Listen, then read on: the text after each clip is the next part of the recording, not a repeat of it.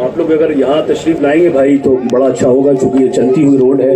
हम नहीं चाहते कि महफिल रसूल, महफिल गौसे आज़म में किसी किस्म की दुश्वारी वाक़ई हो, इसलिए मेरी भाइयों से गुजारिश है कि बराए करम यहाँ तशरीफ़ लाएँ। सैयद जिलानी सरकार की गुफ्तगू बहुत अहम गुफ्तगू है, ज़बान से निकलने वाला एक एक लफ्ज़ दिलों में उतरता चला जाता है, इसलिए मेरी गुजारिश है बराए करम इस तरफ आ जाएँ मोहब्बत और एहतराम के साथ।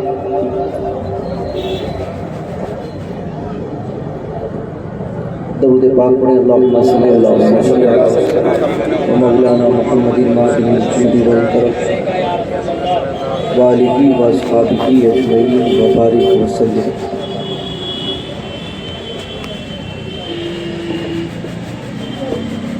बड़े पीर दस्तगीर रज़ियल्लाहु तबारक व तआला अन्हु का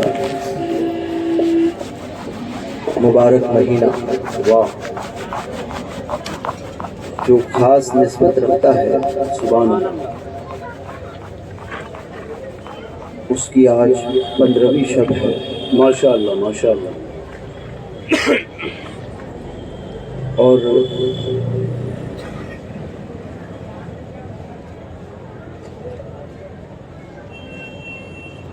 आज 15 रबीउल आखिर, सुभान अल्लाह, शब विसाल है। हुजूर मुर्शिद आज़म अहसनुल उलमा सैयद मुस्तफ़ा हैदर हसन मियाँ बरकाती, सुभान अल्लाह, फैज़ान जारी रहे, मारहवी रहमतुल्लाहि ताला अलैह का बहरकैफ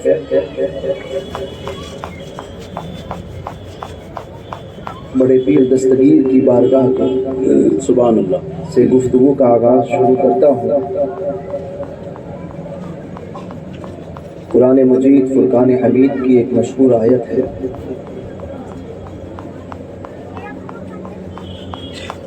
इन्ना आतैना कल कौसर, ए महबूब हमने तुम्हें कौसर अता फरमाया। सुभान अल्लाह। मुफस्सिरीन ने कौसर के मुतालिक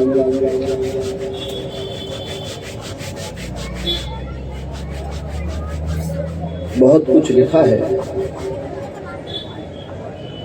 कौसर से मुराद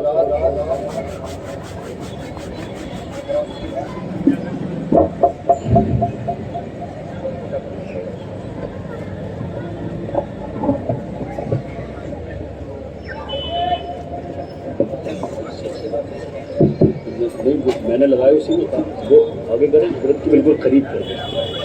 हाँ बस हजरत अपने एतबार से उसको आगे पीछे कर लें, मुझे यही सेट कर देखो। कौसर से मुराद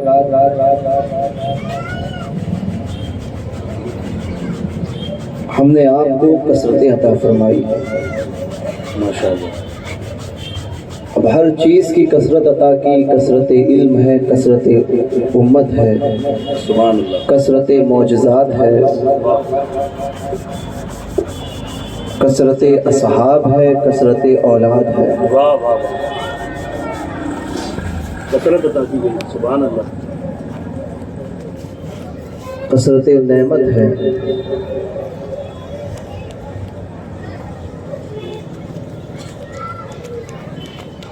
उसकी तफसील का इस वक्त नहीं है,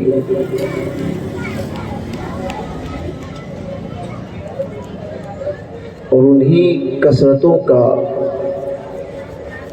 मामला हुजूर की उम्मत में अगर किसी ज़ात में देखने को मिलता है हाय हाय हाय हाय, तो वो बड़े पीर दस्तगीर की वाह बात वाह है वाह वाह वाह वाह वाह वाह, कि हुजूर को कसरत मौजज़ात है, क्या बात है, क्या बात है, क्या बात है, और यहाँ गौस पाक को कसरत करामात है। हाय हाय हाय हाय, सुभान अल्लाह सुभान अल्लाह, वहाँ कसरत उम्मत है, यहाँ कसरत मुरीदीन है। हाय हाय हाय हाय हाय, क्या मुनासिबत है, सुभान अल्लाह सुभान अल्लाह।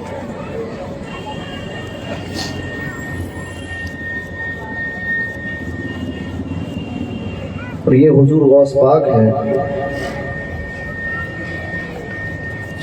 कि जिनके मुतालिक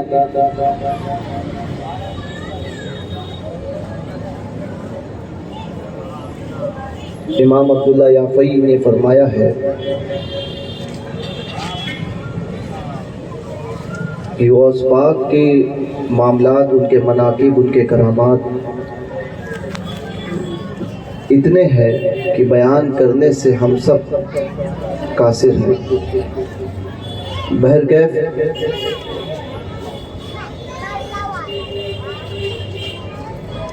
اولیاء کاملین نے غوث پاک کی بارگاہ کا ادب کیسے کیا؟ سبحان اللہ، یہ علی بن ہیتی ہے، سبحان اللہ، جو ہیت کے رہنے والے تھے۔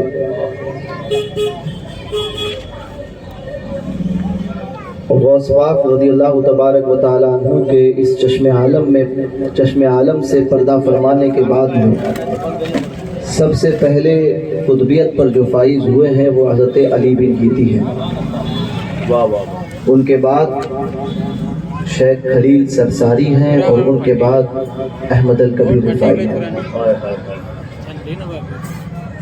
تو یہ علی بن ہیتی ہیں جن کے متعلق بزرگوں نے فرمایا کہ اگر کوئی جنگل میں چلا جائے اور شیر اس پر حملہ آور ہونے لگ جائے تو وہ حضرت علی بن ہیتی کا نام لے، شیر اس پر حملہ نہیں کرے۔ واہ واہ، ہائے ہائے ہائے ہائے، غوث پاک کے در سے جڑنے والوں کا عالم یہ کیا ہے۔ بات ہے۔ تو بڑے پیر دستگیر کی عظمتوں کا معاملہ کیا ہوگا؟ سبحان اللہ، بے شک بے شک۔ ہیت میں ایک مرتبہ چل رہے ہیں، عنقریب تھا کہ گھوڑے پر بیٹھنے جا رہے تھے، اچانک اترنے کے بعد میں ہاتھ باندھ کر کھڑے ہو گئے۔ ہاتھ باندھ کر کھڑے ہوئے مریدین نے عرض کیا حضور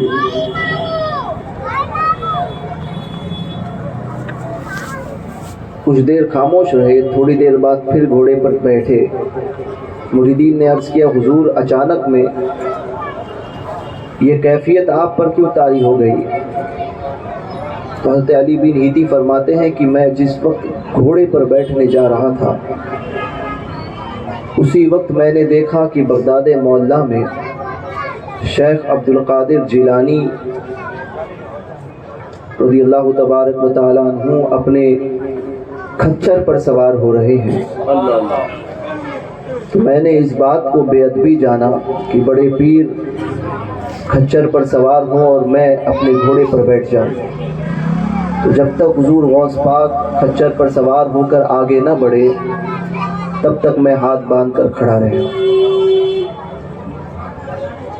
تو یہ ادب تھا، اور اسی ادب نے علی بن ہیتی کا معاملہ ایسا بنایا تھا کہ غوث پاک فرماتے تھے دنیا کے سارے اولیاء عبدالقادر کے دسترخوان کے کوشاچی ہیں، اور عبدالقادر علی بن ہیتی کے دسترخوان کا مہمان ہے۔ واہ واہ واہ واہ واہ، سبحان اللہ سبحان اللہ،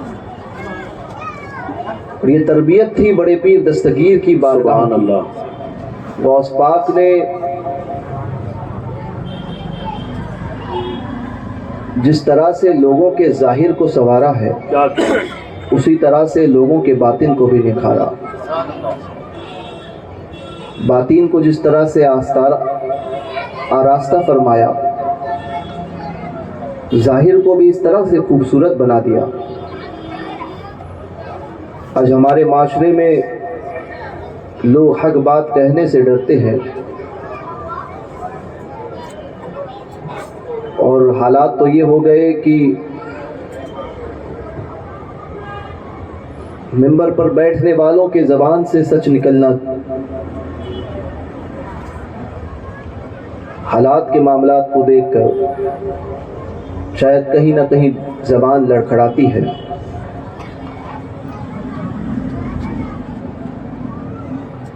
مگر جو غوث پاک کا سچا عاشق ہوتا ہے تو پھر معاملہ کیا ہوتا ہے؟ ہوتا یوں ہے کہ کیا دبے جس پہ حمایت کا ہو پنجہ تیرا، شیر کو خطرے میں لاتا نہیں کتا تیرا۔ آج جس بیت المقدس کے فتح یابی کے لیے ہم دعا فرماتے ہیں، کیا کہنے،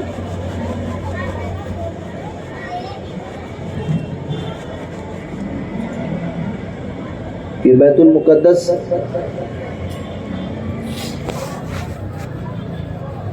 किस की ज़ात की वजह से फतह हुआ सुभान अल्लाह, सुभान अल्लाह। और कौन था इसके पीछे। चूँकि हमारी कौम ने तारीख पढ़ना छोड़ दिया, बड़े पीर दस्तगीर ने जहाँ सूफिया की जमात पैदा की है, वहीं पर हुजूर गौस पाक ने मुजाहिदीन इस्लाम को भी पैदा फरमाया।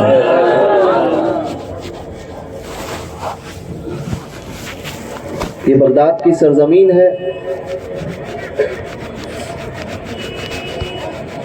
एक कारागिर ने बड़ा खूबसूरत मिंबर बनाया है। उस मिंबर को बनाने के लिए उसने लाखों लाख रुपया खर्च किया, यानी जो उसके पास था, अपनी सारा हुनर उसने उस पर सर्फ कर दिया। बेहतरीन मिंबर लकड़ी का उसने बनाया, कई साल उसको बनाने में लगे और इतना खूबसूरत मिंबर बनाया कि वो देखने के लिए लोग जमा होने लगे। उस मिंबर की खूबसूरती की शोहरत फैलती गई, लकड़ी का या मिट्टी का जो भी था, पत्थर का, इतनी फैली कि अब शहर से बाहर मुल्क के चारों तरफ उसका शोहरा होने लगा। यहाँ तक कि मुल्क से बाहर निकलकर बैरून ममालिक उसका शोहरा हुआ। दूर दूर से लोग देखने आने लगे, बड़े बड़े रईस हजरात उसको देखते थे। बोली लगने लगी, कोई बोली लगाता था कि इसको इतने लाख दिनार में या दिरहम में हम खरीदते हैं, कोई कहता था हम खरीदते हैं। बोलियां बढ़ रही थी, मगर बड़े पीर दस्तगीर हैं, वो शख्स है कि वो उन बोलियों की तरफ ध्यान नहीं देता था। वक्त बीतता गया, वजीर आए, वजीरों ने कहा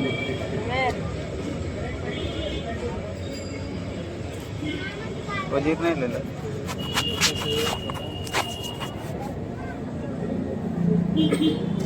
कि इस मिंबर की कीमत हम लेते हैं, देने को तैयार हैं, आप हमसे ये खरीदो, हमको दे दो। उस शख्स ने मना किया, यहाँ तक कि बादशाह वक्त पहुँचे। बादशाहों ने मुँह मांगी कीमत देनी चाहिए, उसने इनकार किया। अब जाहिर सी बात है, आप लाखों लाख रुपया खर्च करें या बहुत अपनी मेहनत से कोई चीज़ बनाएं। आप कपड़ा बनाते हैं तिजारत करने के लिए, उससे पैसा हासिल करें, तो इंसान अपने हुनर को इसलिए लोगों के सामने लाता है ताकि उसकी मुंह मांगी कीमत उसे मिले। मगर ये बनाने वाला ऐसा था कि इसको बादशाह वक्त ऑफर दे रहे थे कि जो चाहे कीमत बोलो और हमसे लो, और ये मिंबर हमें दो। बाज़ ने कहा हम मस्जिद बनाएंगे और उस मस्जिद में इस मिंबर को रखेंगे। बाज़ ने ये कहा कि हम महल बनाएंगे, महल के अंदर उसे रखेंगे, अपने महल की जीनत बनाएंगे। बहरकैफ बाज़ ने अपनी अपनी राय पेश की और मुंह मांगी कीमत, सबको मना करता रहा। लोग देखने आते थे उस मिंबर की खूबसूरती को। एक दौर आया, एक दिन आया कि एक 8 साल का बच्चा आगे बढ़ा और उस मिंबर को देखने लगा। बड़ी गौर से देख रहा था। एक 8 साल का बच्चा जिसे कोई शऊर नहीं होता, हमारे घरों के, हमारे माशरे में बच्चों की तरबियत का आलम ये हुआ है कि या तो हम अपने बच्चों को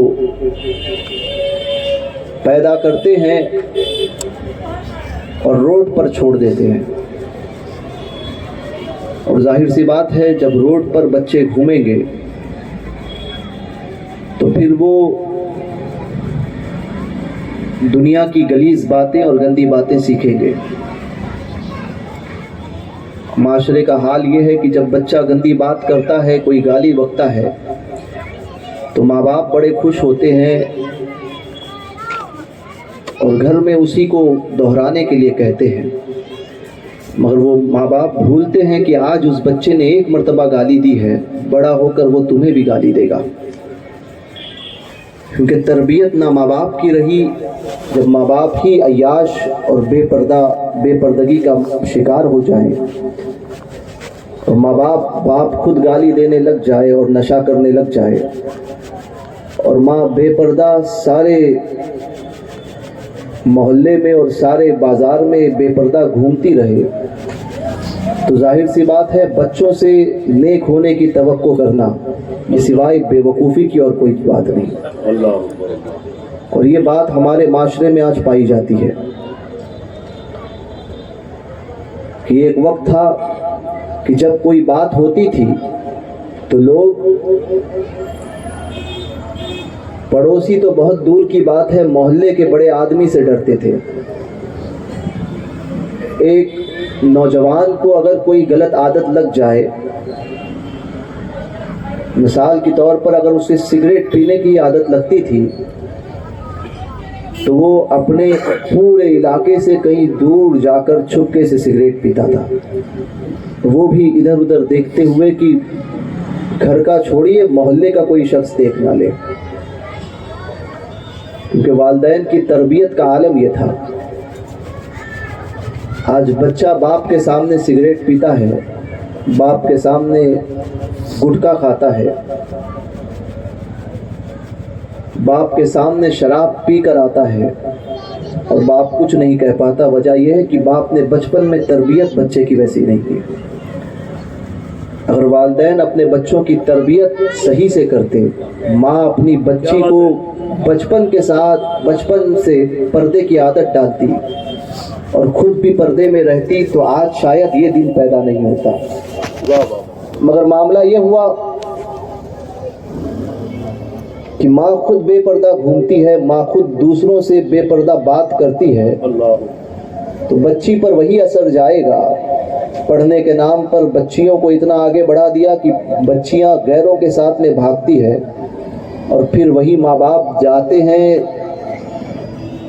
مولوی حضرات کے پاس, باباؤں کے پاس کہ تعویذ دے دیجئے تاکہ بچی کہاں ہے پتہ چل جائے. اور ایسے باباؤں کے پاس جاتے ہیں جس کو کچھ آتا نہیں ہے, وہ بھی پھر پیالی میں اور انگوٹھے میں چاند دکھاتا ہے اور بتاتا ہے کہ جاؤ پورب کی طرف گئی ہے, پشچم کی طرف گئی ہے, پتہ چلتا وہ کسی اور ہی طرف چلی گئی تھی. تو یہ حال ہے, تربیت اچھی نہیں ہوئی, اس لیے بچیاں شادی کر کے جاتی ہے. ایک وقت تھا جب بچیاں جاتی تھی تو باپ اپنی اولاد سے کہتا تھا, اپنی بیٹی سے کہتا تھا کہ بیٹا شادی کرا کر ہم نے دے دی ہے, اب اس گھر میں سکھ دکھ سب تجھے نبھانا ہے. خوشی کے ساتھ آؤ گی تو میرے دروازے کھلے ہیں, اور اگر اس سسرال کی کوئی تکلیف لے کر یا کوئی کمپلینٹ لے کر میرے پاس آتی ہو تو میرے دروازے ہمیشہ کے لیے بند ہیں. وجہ یہ ہوتی تھی کہ بچیاں بھی سمجھ جاتی تھی کہ مجھے اسی گھر میں اپنی ساری زندگی گزارنی ہے. تکالیف کے باوجود بھی وہ اسے سہتی تھی اور اپنی زندگی کو خوشحال بناتی تھی.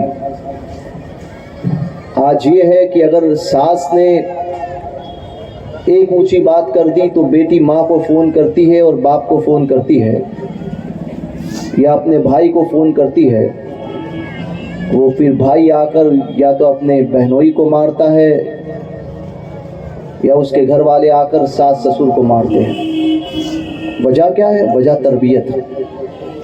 بہت اچھی بات ہو رہی ہے. ماں باپ نے کیا بات ہے بیٹیوں کو شے دے دی کہ نہیں جو چاہے کرو ہم ہیں, مگر وہ بھول گئے کہ تمہیں بڑھاپا آ چکا ہے, تم ایک دن مر جاؤ گے, اور یہ جو بھائی تمہارے لیے اتنا تڑپ رہا ہے یہ بھی ایک دن تمہیں اپنے گھر سے نکال دے گا. بوجھ بن کے رہ جاؤ گی تم. اس سے بہتر تھا کہ اپنے شوہر کے گھر میں عزت کے ساتھ رہتی. چونکہ تربیت ایسی نہیں ملی, اور پھر مائیں اور عورتیں جاتی ہیں باباؤں کے پاس اور یہ تربیت یہ کہتی ہیں کہ شوہر کو قبضے میں کرنے کا کوئی تعویذ دے دو، ننند کا منہ بند ہو جائے، ساس بیمار پڑ جائے، اور پھر اسی چکر میں اپنی زندگی بھی برباد کرتی ہے اور آخرت بھی برباد کرتی ہے. کیونکہ اللہ پاک نے، اور ایسے باباؤں سے بھی ہے کہ اگر اس طرح سے کوئی تعویذ مانگنے آئے تو دینا جائز بھی نہیں ہے. شوہر کو بیوی پر حاکم بنایا گیا، نہ کہ بیویوں کو شوہر پر. چونکہ شوہر کے گھر سے بھی وہ تربیت نہیں ملی تھی. یہاں سے بھی غلطی ہوئی، وہاں سے وہ غلطی کہ ساس نے اپنی بہو کو کبھی اپنی بیٹی سمجھا ہی نہیں. اگر وہ بیٹی سمجھتی تو یہ معاملات پیدا نہیں ہوتے، اور بیٹی نے بھی اپنی ساس کو کبھی اپنی ماں سمجھا ہی نہیں. تو بیلنس دونوں برابر، دونوں طرف سے ہونا چاہیے. بہرکیف یہ تربیت کا معاملہ ہے. وہ ماں باپ جو اپنے بچوں کو زندگی بھر پڑھاتے لکھاتے ہیں، ماں اپنی جوانی بھول کر اس بچے کو بڑا کرتی ہے، اور باپ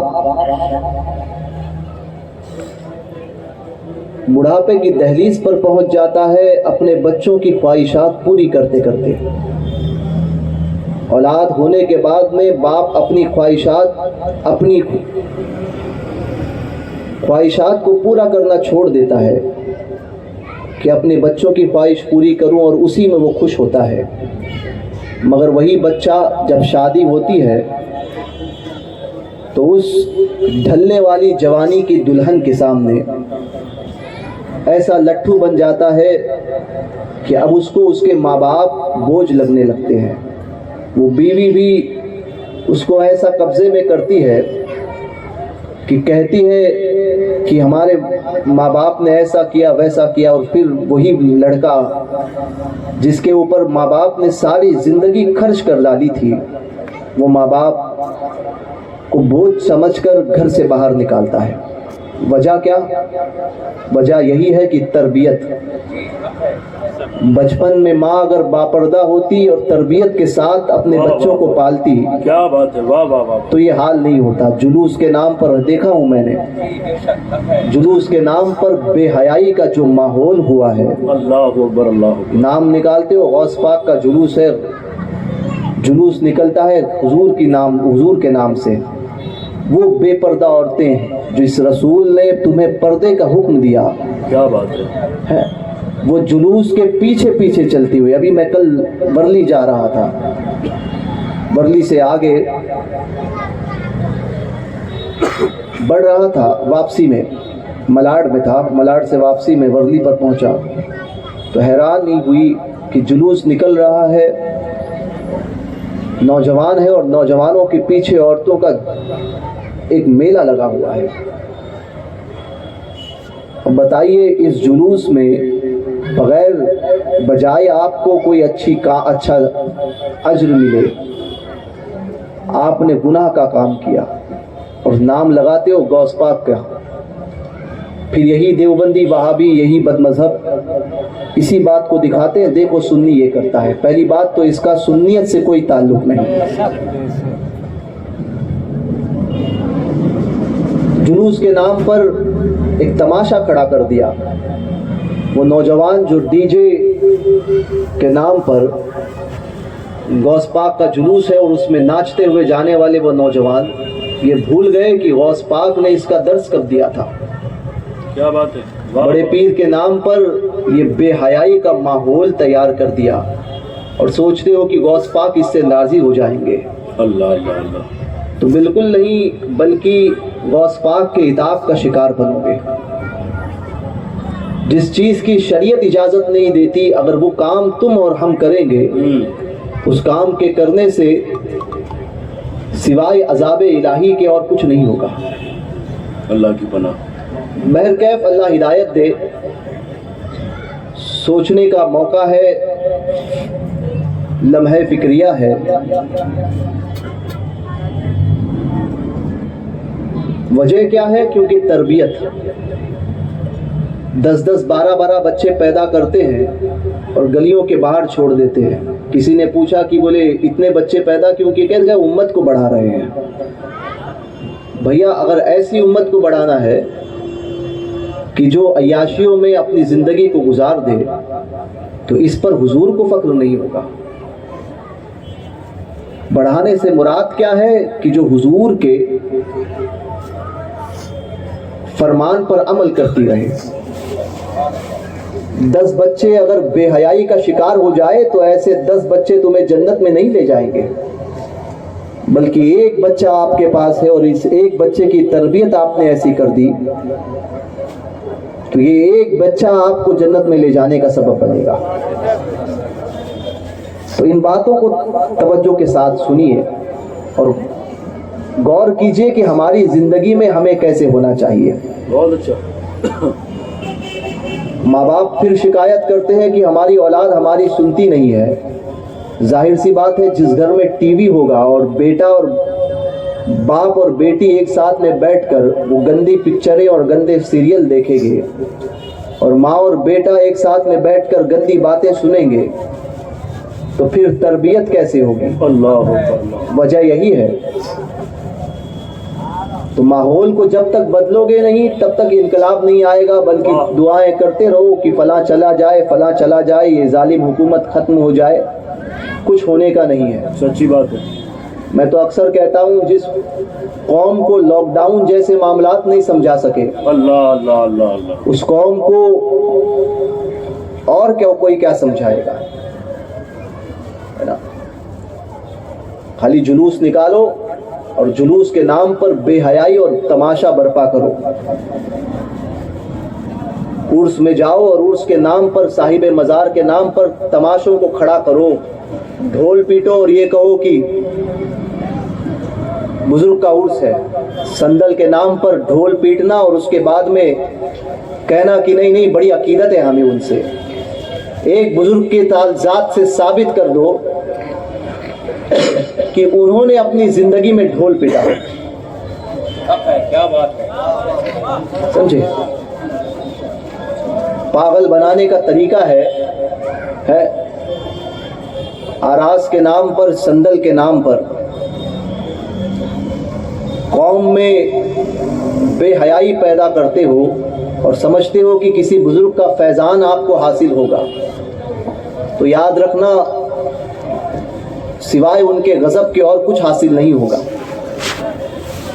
बजाने में ये तक नहीं सोचते हो कि किसी के घर में कोई बीमार है, कोई ऐसे मर्ज में मुब्तला होगा कि जिसको इस आवाज़ से कितनी ज़्यादा तकलीफ हो रही होगी। लाखों रुपया डीजे बजाने में खर्च करते हो, डीजे के नाम पर। अच्छा, मुझे ताज्जुब लगता है, जिस डीजे को आप लेकर आते हो वो पैसा भी आपका मुशरिकीन के पास जाता है। उसका बिजनेस करने वाले कौन है? सब मुशरिकीन हैं। अपने पैसे से उनको तकवीयत पहुंचाते हो और कहते हो कि बहुत बड़ा अच्छा काम किया है। क्या ये अच्छी बात है? सुन्नियत इस चीज़ का नाम है ही नहीं। और जाहिर सी बात है कि जब बच्चे जुलूस में इस तरह से नाचेंगे तो फिर आगे चलकर वो डिस्को में जाएंगे और फिर माँ बाप हाथ पर, सर पर हाथ रखेंगे और बैठ जाएंगे कि मेरा बेटा बिगड़ गया। माँ बाप ने पहले तरबियत की होती तो आज ये दिन ना आता। खुद माँ बाप खुद इस तरबियत में ढले होते तो आज ये दिन ना आता। मगर हालात तो ये है कि यहाँ पर तकरीर करो, सुबह होने के बाद में कानों में जू तक नहीं रेंगती। कल को यही माहौल देखने मिलेगा। 4 दिन बाद अगर किसी पीर साहब का उर्स होगा तो यहीं से और इसी गलियों से जो है वो ढोल पीटते हुए निकाले जाएंगे और फिर कहेंगे कि हमारी अकीदतें हैं। माँ बाप खुद डले होते तो ये दिन ना आता। वाह वाह वाह वाह। तो अकीदतें इस चीज़ का नाम ही नहीं होती। ये मोहल्ला तो आप लोगों के लिए इलाके बड़े मिसाली इलाके हैं। लाखों रुपया डीजे पे और फजूल खर्ची में खर्च करते हो।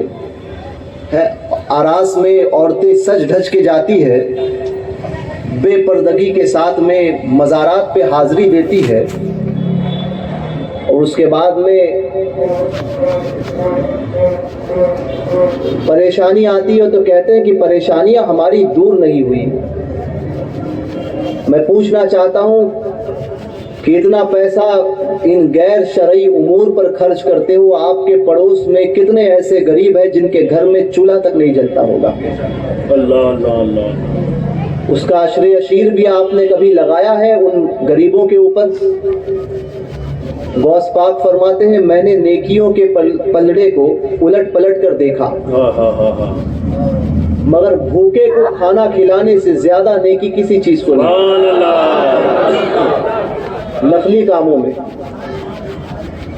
یہاں تو بولو اگر کسی 10 کے گھر میں راشن پہنچانا ہو تو کسی کے جیب سے پیسہ نہیں نکلے گا اور کوئی یہ کہہ دے کہ یہاں ایک طوائف کا ناچ ہونے والا ہے, ہزاروں لوگ ہزاروں روپیہ خرچہ کریں گے, یہاں ڈی جے کے ساتھ میں سندل نکلے گا تو ہزاروں لاکھوں لوگ خرچہ کرنے کو تیار ہو جائیں گے. اللہ کی بنا.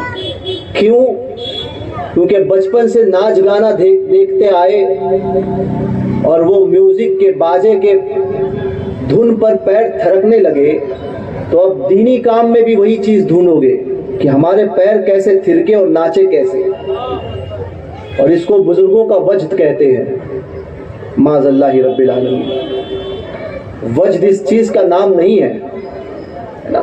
یہی گونڈی میں مجھے گونڈی یا کرلا میں ہے نا, کیونکہ یہ سرزمین ایسی ہے کہ یہاں پر 360 دن کوئی نہ کوئی پیر آتا ہوگا, سمجھے. فلاں پیر گیا تو فلاں پیر آیا, فلاں بابا گئے تو فلاں بابا آئے. تو شاید کرلا زری بری کی بات ہے. تو ایک پیر صاحب آئے تھے اور ایسی ایک خانقاہ کے نام پر خامخواہ بنا کے رکھی تھی. چونکہ علم مریدوں کے پاس نہیں, پیر کے پاس نہیں, تو پیر بھی جاہلوں کو تلاش کرتا ہے کہ جاہل میرے مرید بن جائے تاکہ میرا معاملہ دور دور تک چلتا رہے.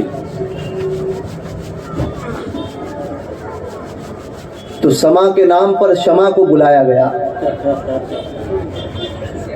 ہے نا, شمع بلایا اور ناچنے لگے لوگ. یہاں سے مردہ کھالے پیٹی جانے لگی تو پیر صاحب کو آیا وجد. اب پیر صاحب کو جیسے ہی وجد آیا تو مرید بھی وجد میں آ گئے. اب جس خامخواہ میں یہ تماشا چل رہا تھا اس کی چھت اتنی چھوٹی تھی کہ فین یعنی اگر کوئی 6.5 فٹ والا ہائٹ والا ہو تو وہ اس کے سر پہ لگ جائے گا فین.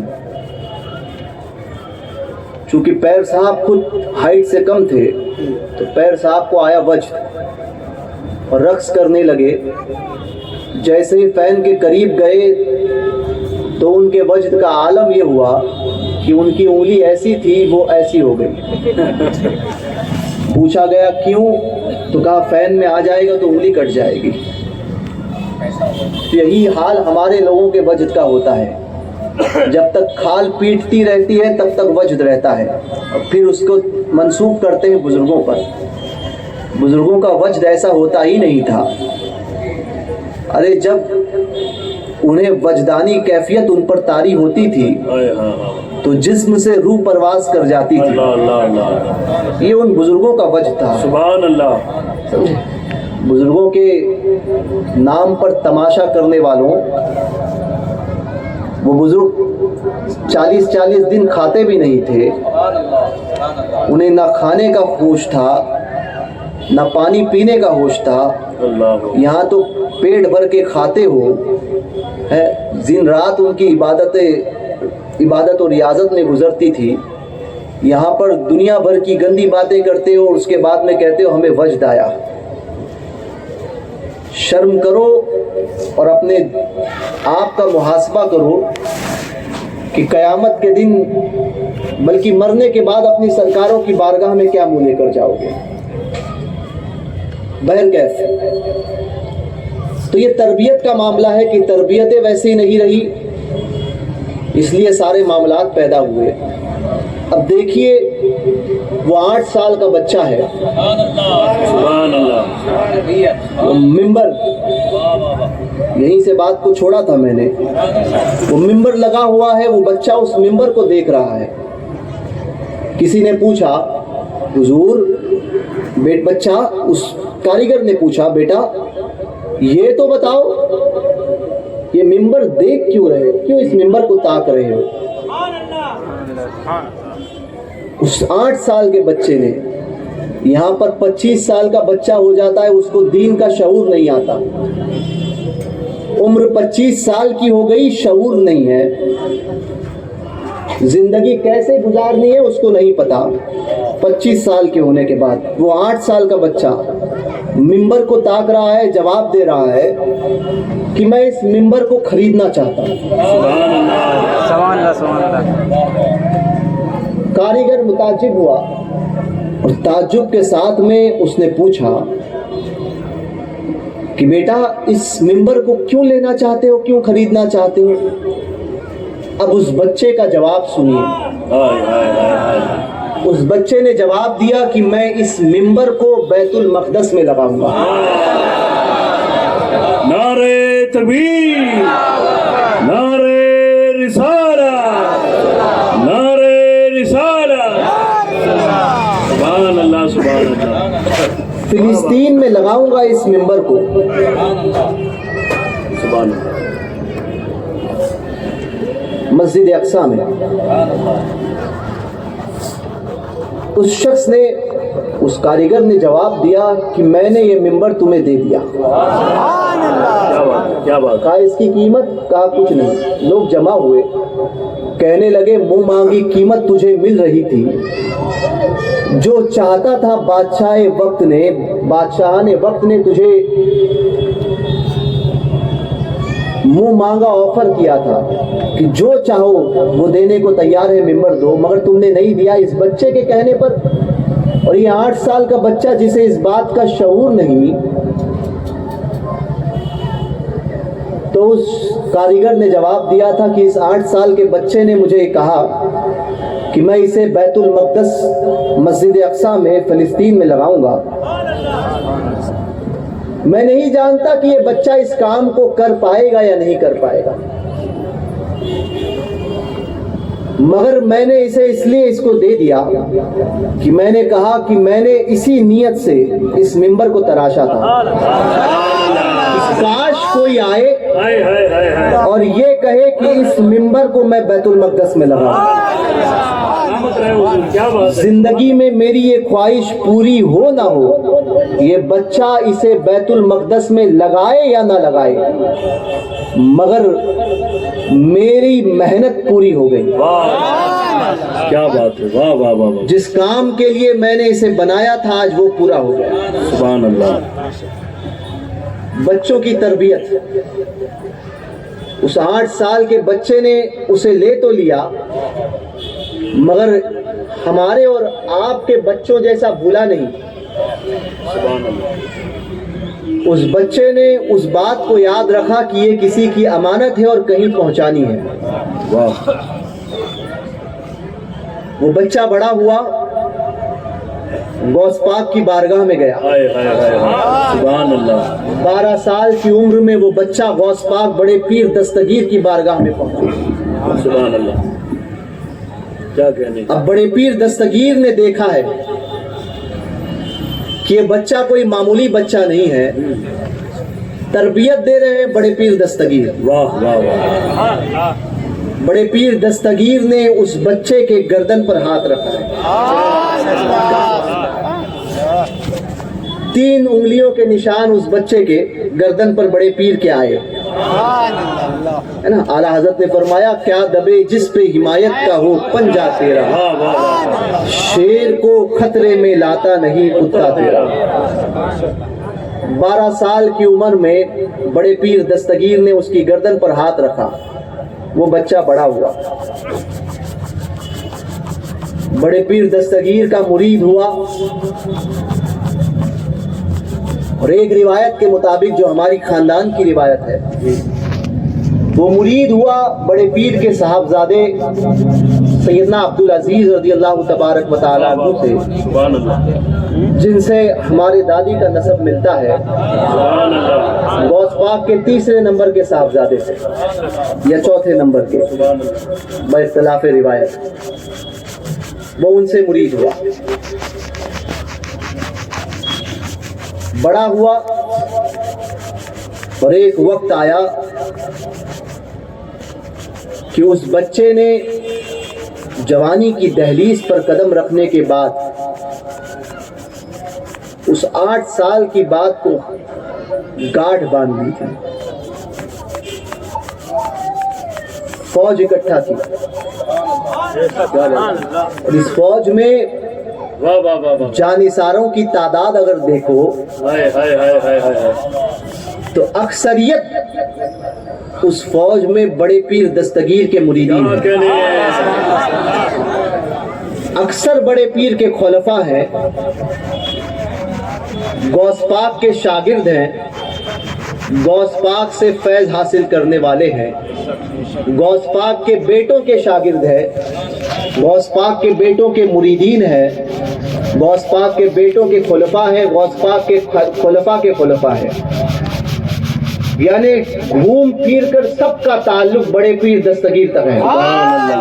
نعرہ تکبیر، ذرا اونچا بولے، نعرہ تکبیر، نعرہ رسالت، دم دمادم دستگیر، غوث اعظم دستگیر بولے، دم دمادم دستگیر، اور بولے دم دمادم دستگیر، بے مثال و بے نظیر، بے مثال و بے نظیر، اے میرے روشن ضمیر، آ گئے منکر نکیر، گھر بلا کو دیجئے چیر، اے میرے روشن ضمیر، میرا پیر میرا پیر، میرا پیر میرا پیر، یہ بڑے پیر دستگیر، کیونکہ اپنی اولاد کی تربیت بھی ویسی فرمائی ہے، خود اس ماں کی آغوش میں پلے ہیں کہ جس ماں نے کہا تھا بیٹا زندگی میں کبھی جھوٹ مت بولنا، ہے نا؟ ماں چاہتی تو ہر کوئی دوسری چیز بھی نصیحت کر سکتی تھی، ایک نصیحت کر کے ماں نے چھوڑ دیا ہے کہ بیٹا کچھ بھی ہو جائے جھوٹ مت بولنا۔ وجہ کیا تھی کہ آپ غور کرو کہ دنیا کا ہر گناہ جھوٹ کے دامن میں پلتا ہے۔ چوری کرو، بول دو میں نے چوری کی نہیں، بچ گیا ظاہری طور پر، اب ہمت بڑھے گی، کہا ایک مرتبہ بچا دوسری مرتبہ بھی بچوں گا۔ زنا کرو، کہو میں نے کیا ہی نہیں، برا کام کرو، کہو میں نے کیا ہی نہیں، کسی کی جیب مارو، کہو میں نے کی ہی نہیں۔ جھوٹ کے دامن میں پلتا ہے دنیا کا ہر گناہ۔ غوث پاک کی والدہ نے اسی جڑ کو کاٹا کہ نہ کبھی جھوٹ بولو گے نہ کبھی گناہ کرنے کا معاملہ ہے، کیونکہ جب سچ بولنا ہے تو انسان اس بات کو کہ اگر جھوٹ بولوں گا سچ بولوں گا تو اس گناہ میں کے معاملات میں پکڑا جاؤں گا۔ تو تربیت ایسی تھی ماں کی، تربیت ایسی تھی باپ کی، پھر غوث پاک نے تربیت اپنی اولاد کو ایسا دی، اپنے شاگردوں کو، اپنے خلفاء کو، اپنے مریدین متوسلین کو۔ اسی تربیت کا نتیجہ تھا کہ وہ نوجوان گیا ہے، اور یہ نہیں کہ غوث پاک نے کہہ دیا کہ بیٹا تم جاؤ ہم پیچھے ہیں، نہ، غوث پاک نے تو وصال فرمایا تھا اس وقت سن 561 ہجری میں، اور سن 564 ہجری کا واقعہ ہے بیت المقدس کی فتح کا 3 سال بعد۔ مگر یہ نہیں کہ آج کے دور کے طرح کہ آپ نوجوان آگے بڑھیے ہم پیچھے ہیں آپ کے، سمجھے؟ اور جب نوجوانوں کو پکڑا گیا تو پیچھے سے خود بھی بھاگ گئے۔ ہمیں کیا کرنا ہے، ہمیں تو ممبر سنبھالنا ہے بھائی، ہم کچھ نہیں کہتے، سمجھے؟ اب ظاہر سی بات ہے معذرت کے ساتھ میں، صحیح فرما رہے ہو، جب امام ایسا ہوگا تو عوام کیسی ہوگی، ہے نا؟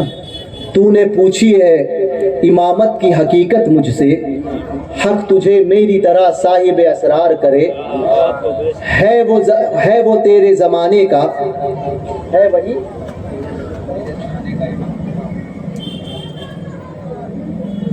ہے وہی تیرے زمانے کا امام جو تجھے حاضر و موجود سے بیزار کرے۔ کیا کہنا ہے؟ تو یہی ظاہر سی بات ہے کہ ہم کہتے ہیں عشق رسول عشق رسول عشق رسول کی بات ہے، اور ہم ہی وہابیوں کے ساتھ میں جا کر اگر بوٹیاں توڑیں گے تو عوام تو یہی کہے گی نا کہ امام کر رہا ہے، ہمیں کیا کرنا ہے؟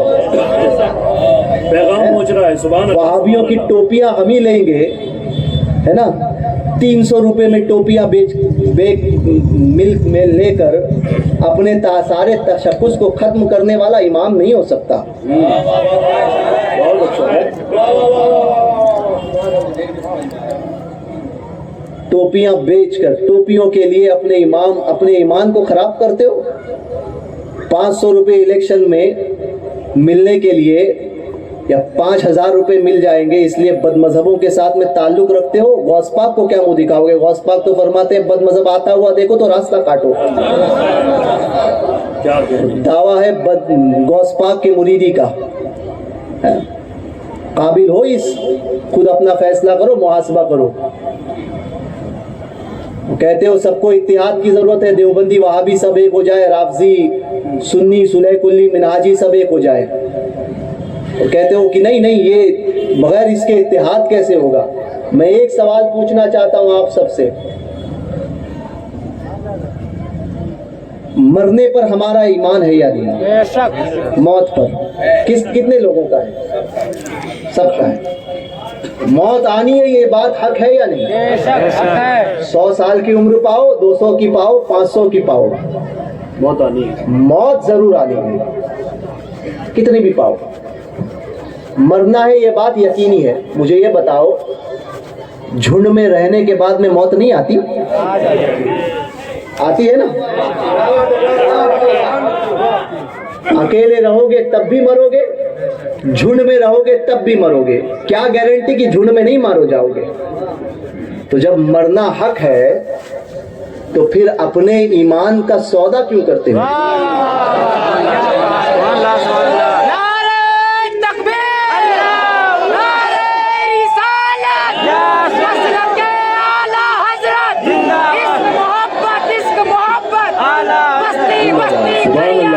کامیاب محفل،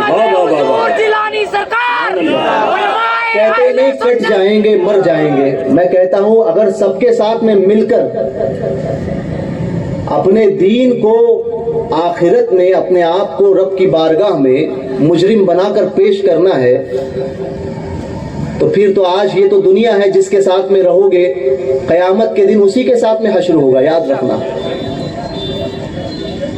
اگر سب کے ساتھ میں مل کر آپ کا وکاس تھا ہی تو حضور نے کیوں فرمایا کہ 72 جہنمی ایک جنتی؟ جہنمیوں کے ساتھ میں کسی بد مذہب کے ساتھ میں تمہارا اور ہمارا کوئی تعلق ہو سکتا ہے؟ نہیں ہو سکتا۔ اور جب موت آنی ہی ہے تو یہ بد مذہب کے ساتھ میں مل کر کوئی تمہاری موت کو روک پائے گا؟ یہ فاروق اعظم ہے۔ سبحان اللہ۔ یہ دیکھو بادشاہ اور امام ایسا ہوتا ہے، خلیفہ کیسا ہوتا ہے، یہ سیدنا فاروق اعظم ہے۔ لوگ آج کہتے ہیں کہ نہیں ہمیں اپنا باڈی گارڈ رکھنا ضروری ہے، کچھ ساتھ میں رہتے ہیں، کچھ ذرا مشہور ہو گئے کیا یوٹیوب پر اور فیس بک پر تو کہتے ہیں کہ باؤنسر رکھا جائے، کیوں؟ کیونکہ بولے آپ کی جان کا خطرہ ہے۔ اچھا یہ فاروق اعظم ہے، 22 لاکھ مربع میل پر جن کی حکومت ہے، ایک بھی سیکیورٹی گارڈ نہیں ہے۔ کسی نے پوچھا اے امیر المومنین آپ کا کوئی باڈی گارڈ نہیں ہے، آپ اپنا محافظ کیوں نہیں رکھتے؟ چونکہ آپ کو دشمنوں سے خطرہ ہے آپ اپنا محافظ رکھیں۔ جواب سنیے فاروق اعظم کا، جواب دیتے ہیں میری محافظ موت ہے، میری حفاظت موت کر رہی ہے۔ یہ قرون اولا کے لوگ ہیں، عرض کرنے لگے حضور موت حفاظت کرتی ہے کیسے؟ فرمایا اگر ساری دنیا چاہ کر مجھے مارنا چاہے اور میری موت لکھی نہ ہو تو دنیا میں کوئی مجھے مار نہیں سکتا، اور ساری دنیا چاہ کر مجھے بچانا چاہے اور میری موت لکھی ہوئی ہو تو کوئی مجھے بچا نہیں سکتا۔ تو فرماتے ہیں حفاظت تو میری موت کر رہی ہے۔ جملہ دیکھیے بڑوں کی باتیں کتنی بڑی ہوتی ہے۔ موت حفاظت کر رہی ہے آپ کی۔ سبحان اللہ سبحان اللہ۔ جب تک نہیں مرنا لکھا ہوا ہے کوئی نہیں مار سکتا۔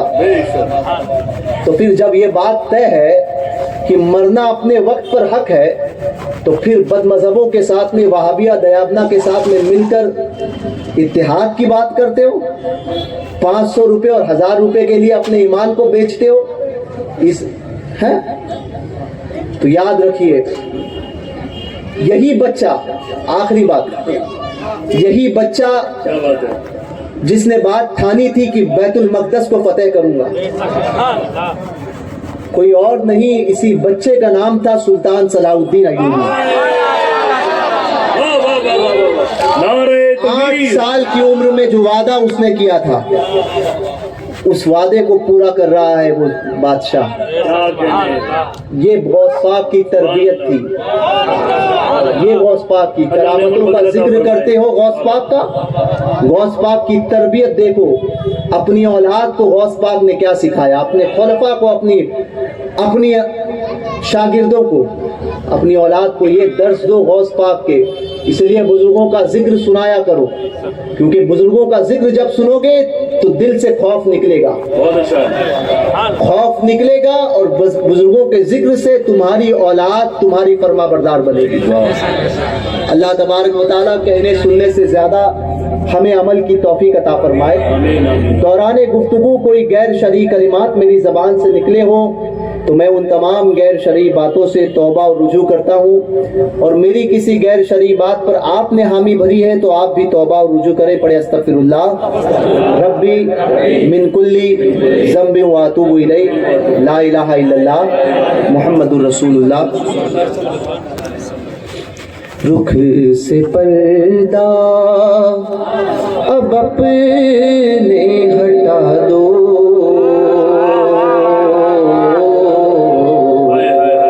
جالیوں پر نگاہیں جمی ہے جالیوں پر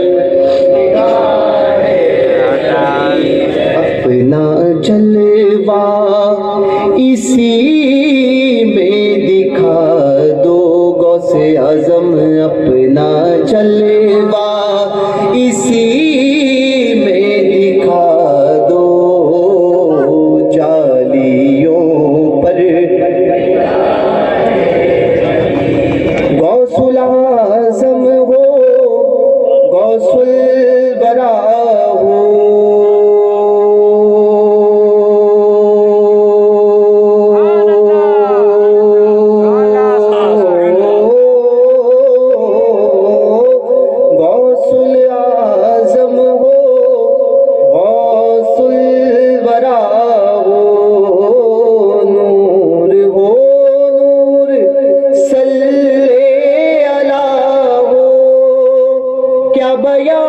آپ کا مرتبہ ہو، دستگیر اور مشکل کشا ہو، آج دیدار اپنا کرا دو، غوث اعظم آج دیدار،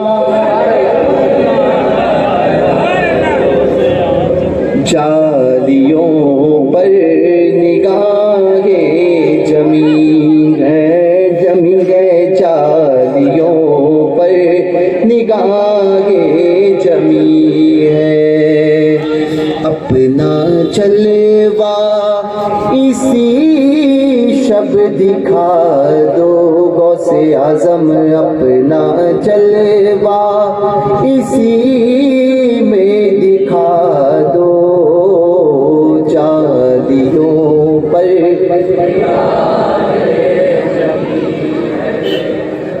سن رہے ہیں وہ فریاد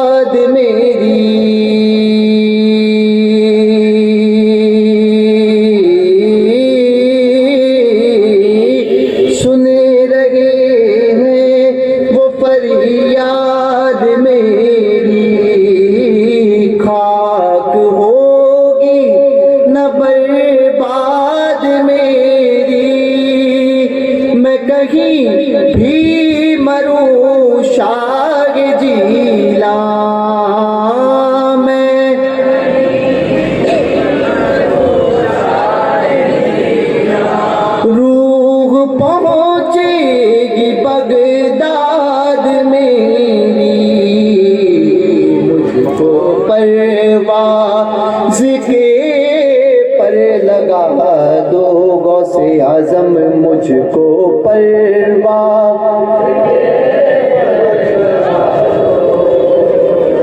چالیوں پر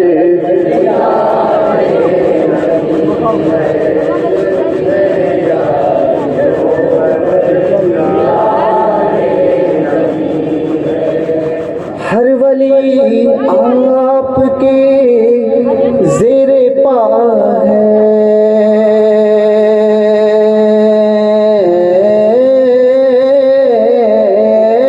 ہر ولی آپ کے زیر پا ہے ہر ادا مصطفیٰ کی ادا ہے آپ نے دین زندہ کیا ہے آپ نے دین زندہ کیا ہے ڈوبتوں کو سہارا دیا ہے میری کشتی کنارے لگا دو غوث اعظم میری کشتی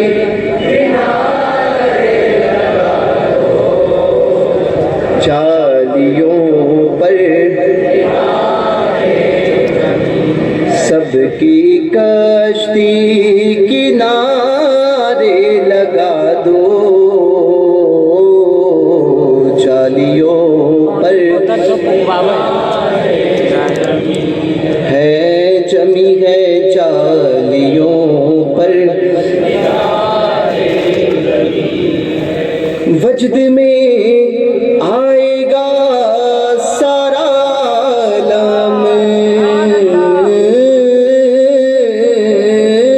وجد میں آئے گا سارا عالم وجد میں آئے گا سارا عالم وجد میں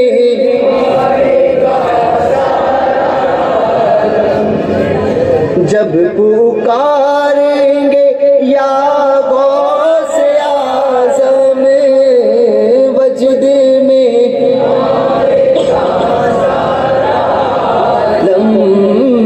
جب پکاریں گے یا غوث اعظم وہ نکل آئیں گے جالیوں سے